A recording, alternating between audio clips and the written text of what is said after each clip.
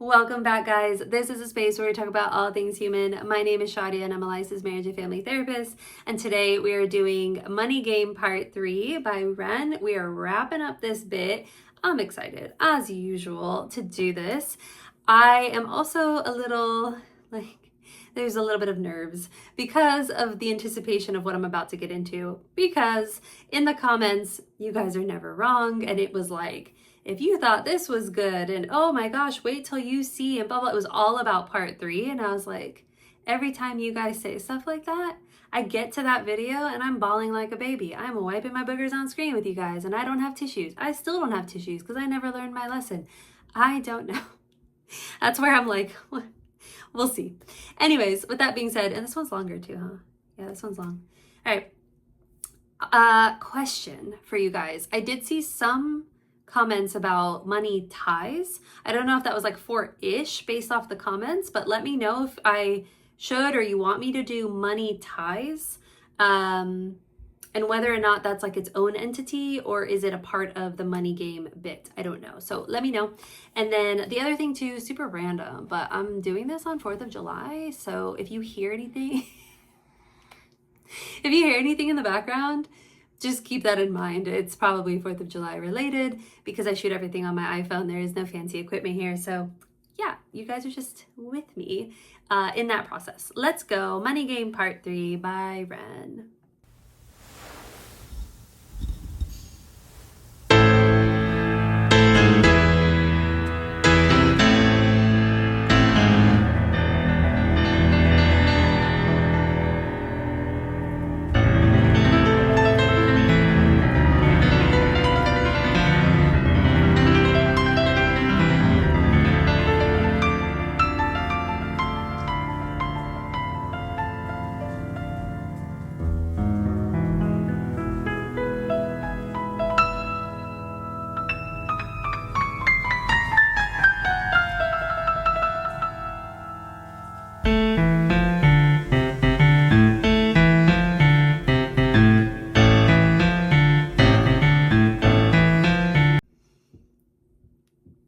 I like that. That sound is quite cool, but it feels darker. This already feels darker. There is something eerie happening here in this video.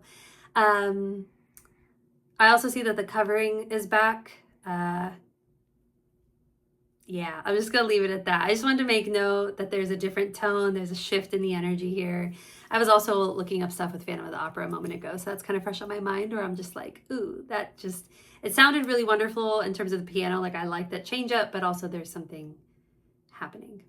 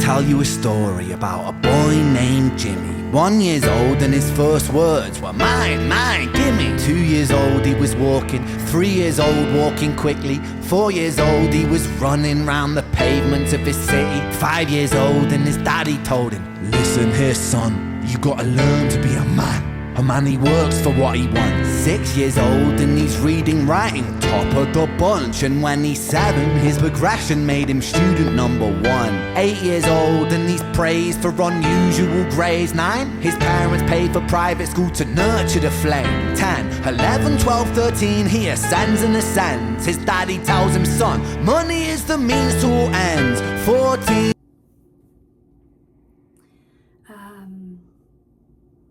Yeah. Sorry, it's just putting it together. Part of it, you just get so like involved in the story, and pulling yourself out of it is a bit there. So Jimmy, one, I think it's quite interesting that as each person kind of enters the mix, they're also covered.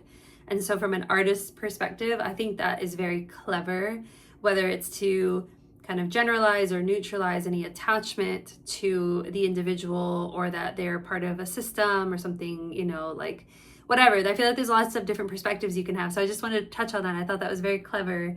But Jimmy, I didn't anticipate with Money Games that we were going to focus on a singular person or character.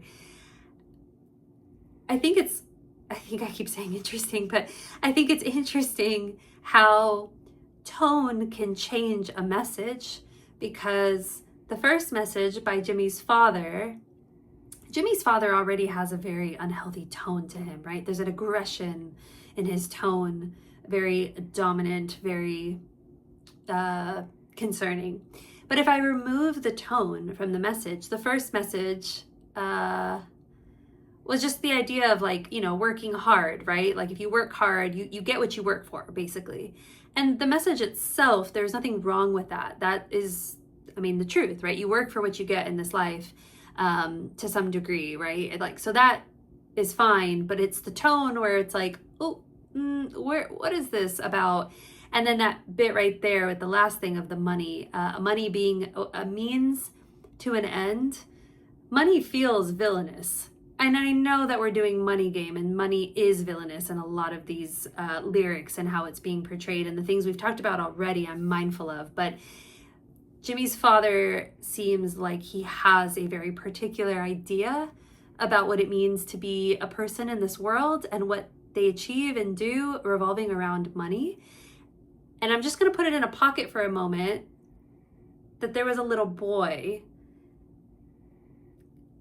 because mental health, Ren understands mental health. He understands humans to the furthest degree. And so I'm just making note of it. He's talking about this progression of someone's life and how the father is, and being a therapist. And I'm just, all the thoughts of like, there is a little boy. And I know that little boy is not going to stay a little boy. But I'm concerned with the message that he's receiving from his father in this way. 14, solving complex mathematical equations. At 15, IQ 150, still elevating. 16, he develops complex software code that detects weaknesses in cybersecurity protocols. 17, and he sells his vision, keeping the share. Not yet an adult, but he's practically a millionaire. 18, and his daddy tells him, now you're a man. This world don't give a damn about you, so take all that you can. 19, it's always, I know it's so hard. I'm so sorry. That sometimes it's hard for me to remember words, like lyrics, because I get so involved in everything. Yeah, the world doesn't care about you. Take all that you can. Jimmy is phenomenal. I mean, look at his mind, what he developed at such a young age, seeing him at an even younger age and how his brain is working, and his father drilling this very particular message in him.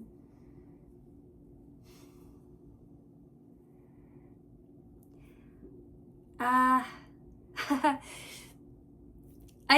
just made me think about actually people that I've worked with in the past, and it's like a natural thought, I think, when you think about humans, but you know, where would they have been if this didn't happen, or where would this and blah blah blah, you know, if they had a different intervention perhaps, right? If someone had came into their life at that age rather than this age. And you know, I think it's a natural thing to think about, especially being on this side. But then at the same time, there's the other side, right? Where I wouldn't change who I am because of the things that I've gone through. It's made me who I am, and that person I'm very proud of. That's something I can speak to personally. I wouldn't get rid of any bad thing that's ever happened in my life because it's made me who I am, and I know I wouldn't be this person without it, and I'm so grateful for it. As painful as it is, I wouldn't change any of it. So that part is quite interesting. And anyways, coming back to the idea of money game, take all that you can. The world doesn't care about you. That's not true. It's a dangerous thought to have, and I know a lot of people have it. The world doesn't care, nobody cares, nobody gives a fuck, I'm just gonna do this or whatever. And so we just take, and we do whatever we need to do because they don't care. It's a dangerous thought. It's not true because of all the things I've ever spoken to in any video I've ever done so far. We all want the same things. We all care about very similar things, and we all just want the rights or the freedoms to do whatever that is for ourselves. And we're so much more alike than we are different. All of that stuff is what I'm talking about when I say that that's not true. And we have to be careful because that's a dangerous thought to have. Do I think every single person on the planet cares about us? No. But does that have to be in order for us to be good people? Because if we all were better people to each other and to this world, right? Anyways, I'm getting on a tangent. The last thing I'll say, though, is with money, because I don't know if I've said it already, and if I did, I apologize. Money doesn't buy happiness. We've heard that statement, but money can definitely get you freedoms in this world, right? There's a lot of freedoms and flexibility and leverage that you can have with money. But if you're not careful about the person that you are behind the money, sometimes money can be a weapon. Money can be villainous, a poison. And I've seen both sides. I've seen how money can change people's lives and bring so much beauty into the world around them and for them. And I've seen money destroy people as well. And so I think no matter what we talk about in life, we have to be mindful of who we are, given whatever it is that we have around us, if that makes sense. Okay, I'm gonna stop talking because I think it's been a while. Okay. 19, he turns a profit, stocks and shares, invest in product. 20, double down deposits. 21, his income rockets. 22, he learns that truth is just an obstacle to wealth. If you manipulate the data, then the lie will sell itself. 23, a life of luxury, crystal and cocaine. 24, he makes the Forbes list, they're applauding his name. 25, and his daddy tells him, listen here son, while you're sitting in that palace, that don't mean that you won. 26, a business shift, he switches business to arms. He's 27, dealing nuclear and shells in Iran. 28, inside the Senate, money bought him a seat. He's 29, a role of counsel in the president's suite. Now he's 30, his daddy says you're losing the race. You're just a servant to the king, not even in second place. 31, a big maneuver for his daddy's approval, moving imports over borders from the exports out of Cuba. 30. I know you guys saw my face because I'm like, no. I feel like that cat. I don't know if you guys remember, there's a cat that was like, no. Anyways, bear with me. The boy's lost himself.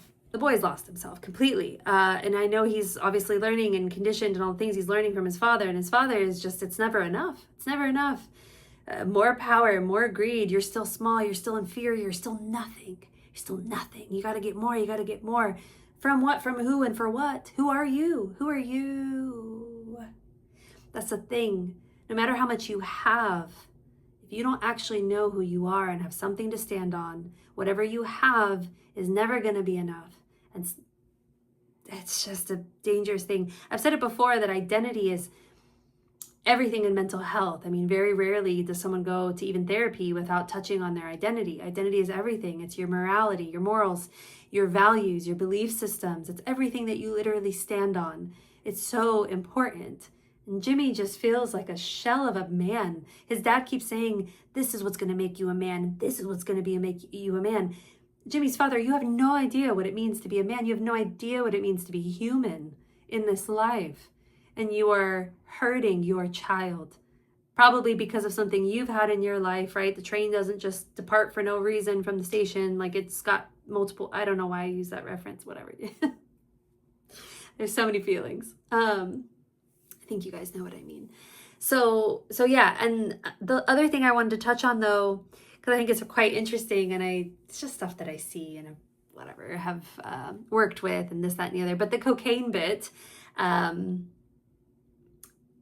I know people talk about it and whatever, like rich people and what they do and whatever. And like I said, freedoms, whether they get caught or even if they don't, or if they do and what happens, whatever. But cocaine for me was like, numbing, avoidance, again, the identity. Who are you? Jimmy is a hollow man. He is a fracture of a man. He is lacking so, so much. And he thinks that money is going to keep him warm at night. He thinks that money is going to keep him happy and all the wonderful things. He doesn't even realize that he's not happy. Isn't that silly? Crazy, right? When you have this abundance of parties and cocaine and drugs and around all these powerful people and blah, blah, blah. And it's like, you mean the people that would sell their soul, which they've already probably done, and will sell your soul the minute they need to make more money? Nuclear bombs and weapons and this and under the table that and drugs and funnel it over. Are these the people that, really care about you at the end of the day? So anyways, the cocaine has its own huge bit to talk about because of its representation in Jimmy's world, right? What are you actually holding on to or going through or don't know within you that this is how you guys live and survive your life? Survive. I say survive because it's funny that even with money, you think you are thriving, but you are not, right? And for many things that I've discussed in other videos, but I just, for right now, spending the time on just that bit alone, Jimmy is a struggling man. He is not the man. And his father's been struggling. It sounds like he's been struggling, but he found a way for his own demon to latch onto a created demon to continue this cycle. And here we are. Of Cuba, 32, moving grams, growing kilos to tons. He's 33, filling warehouses with powder and guns. 34, turf war with nobody to stop it. Blind eye from the po-po inside of his pocket.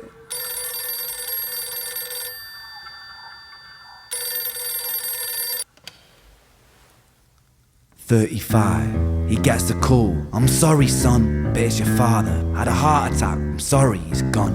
36, getting pissed off, abusing his product. 37, eyes glazed, disposition demonic. 38, with a prostitute, a moment of passion. Heating up a silver spoon and then chasing the dragon. 39, getting reckless and hungry for power. Daddy's words are still driving him to kill and devour. That. Ren is clever and intelligent and wonderful in so many ways, but he understands humans. He understands pain and adversity and just what it means to be a human. So that's what I mean. So the cocaine bit, he sets things up so perfectly. He truly, truly does. He's literally setting up the story. You can see the trajectory if you're paying attention to the details. Right? I mean, this part to me like solidifies that, where it's like, wait, hold on. He's bringing in the drugs and the partying and Jimmy and his dad. It's never enough. It's never enough. Well, when is it enough? And so that part, beautifully done, because I was like, hold on. Are you now giving Jimmy a huge bit of pain and trauma or adversity, or however you want to look at it? Getting a call, your dad had a heart attack, but he didn't make it. Now, I personally know what it's like to get the call of the heart attack. He did pass after, a few years later. But I understand that hit of, right? But the thing is about Jimmy,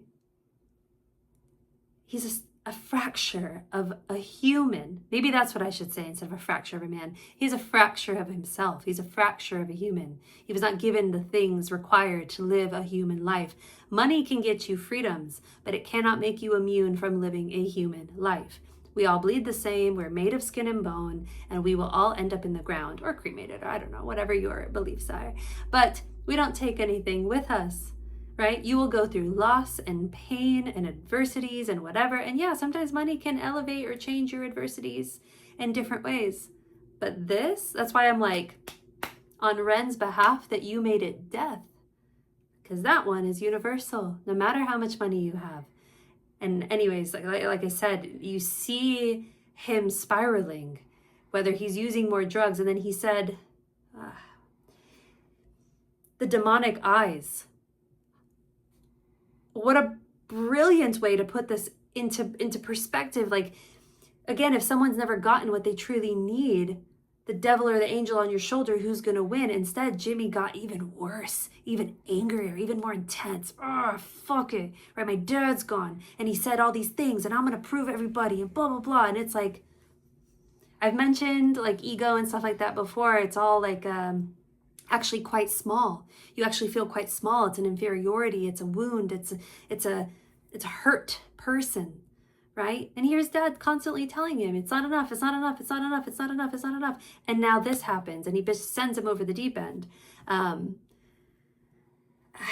don't know if the intervention is going to come and help Jimmy, but these are the things that can be so self-destructive. So let's get back.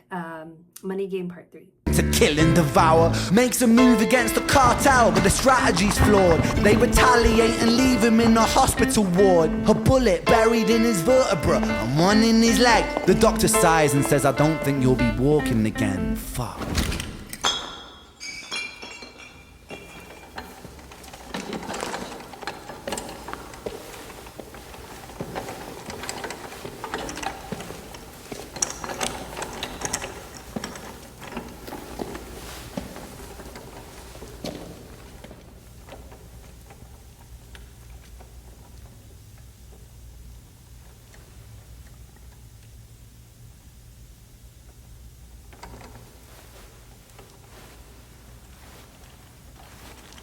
Let me tell you a story about a boy named Jimmy.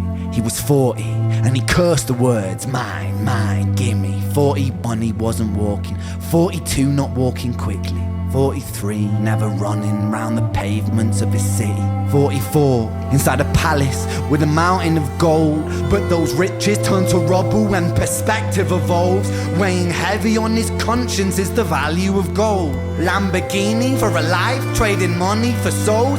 Jimmy followed the code inside the land of the free. Put your hand inside the cookie jar, take more than you need. And his example is exaggerated versions of me. And it's a version of him, and it's a version of she, and it's a version of you. There's no escaping the blame. The way we live is parasitic. Fuck the money and fame. Call the music.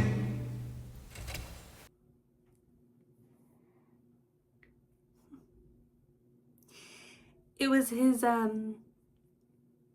his words, you know, the gimme gimme and walking, and now he's not walking, like from the beginning of the song till now. I mean, beautifully done on Ren's behalf, but just to paint that picture of what is most valuable in life and how quickly things can change, and if we don't just take caution and actually just all the things, you know, all the things. But a part of my emotion is the little boy, right? And I made comment on that earlier because we were seeing his trajectory and dad's, you know, greed and all that stuff, that you cannot forget that there was once this little boy.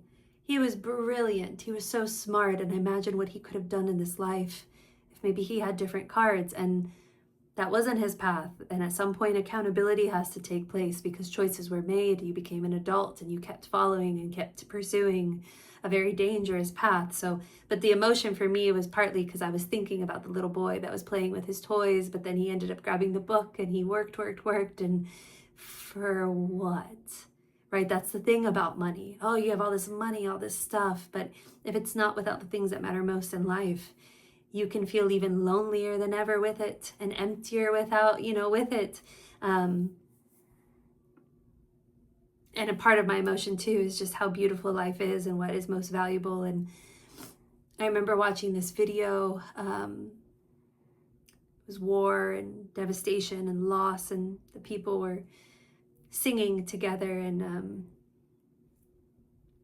they were with each other. And it was so profound to me because, you know, here we are leading these lives, and maybe we do have so much privilege and blessing and whatever, and yet we still can be so miserable and hurting because the very things that make us human are lacking. And it doesn't matter how much we have if we don't have those things that make us human. And so watching that video, I was just thinking, like, they have it with each other, despite how much pain there is for them. Maybe I really am going in a different direction right now, but I remember watching that video thinking,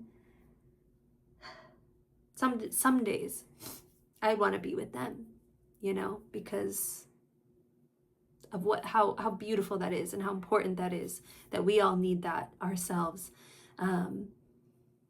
Yes, I know I should go back to the song. Okay, let's go back.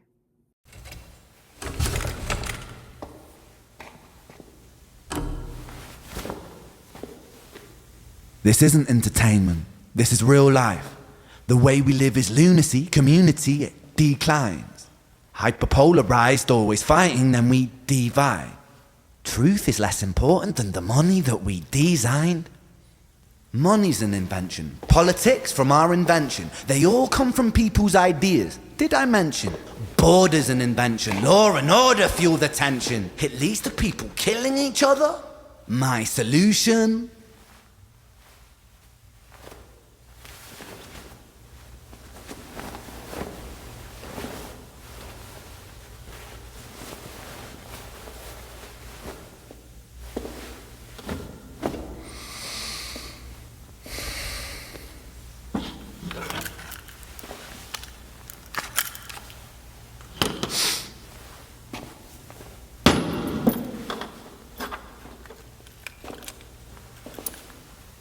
Everything is subject to change. We could build utopias if individuals were taught to use their brains. But if we teach kids in schools to always be sheep and put themselves before the herd if there's more money for me, then there's no future I see where the humans survive. We're parasites inside a petri dish with cannibal minds. Mold will grow upon the surface and consumes till it dies. And our fate could be the same without this story to the wise.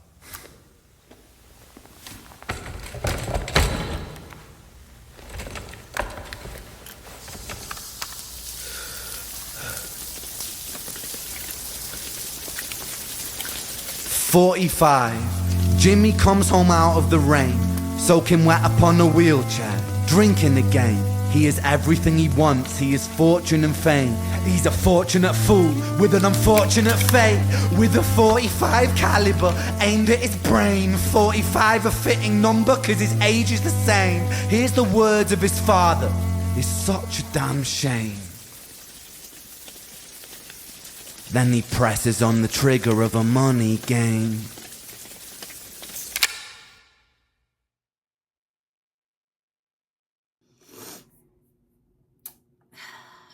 Well then.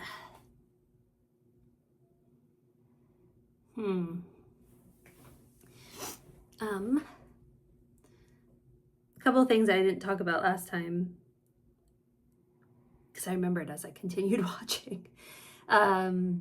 You know, when he said like he is she and she is he and all that stuff, like for me, I was thinking about the covers and the masks, and I believe I touched on that earlier, of like very clever in terms of the artistry and telling the story, that it doesn't matter, the faces are so irrelevant. What matters is the story, because that story can just cross so many lines.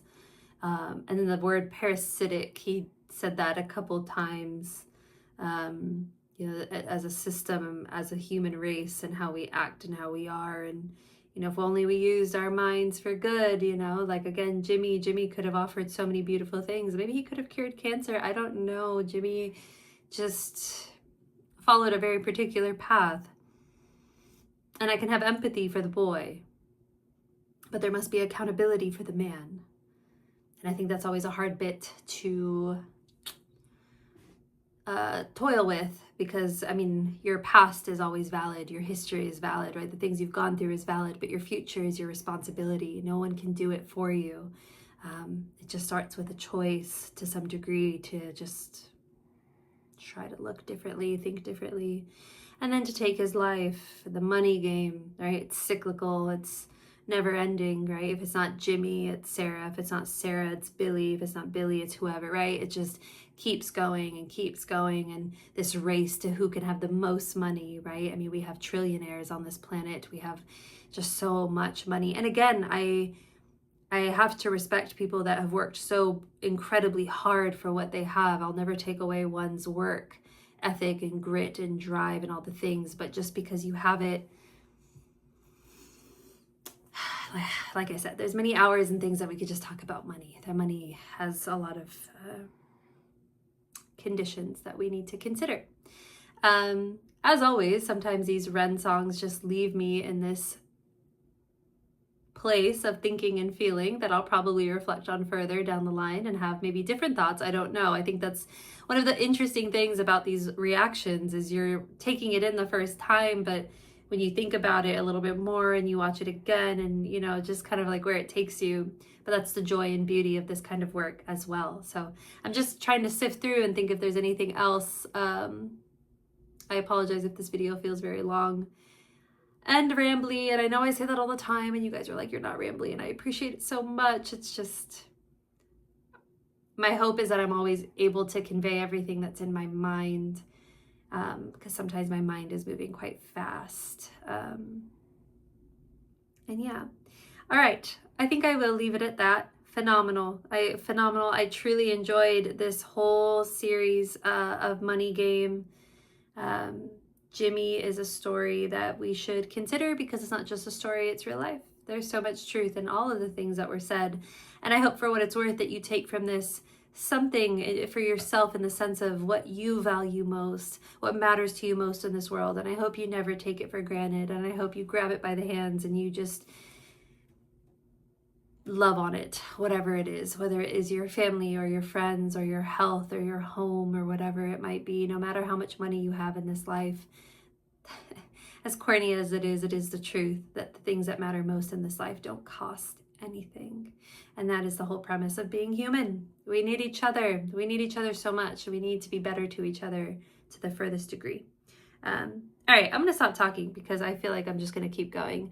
Please, as always, stay human, and I'll see you the next time.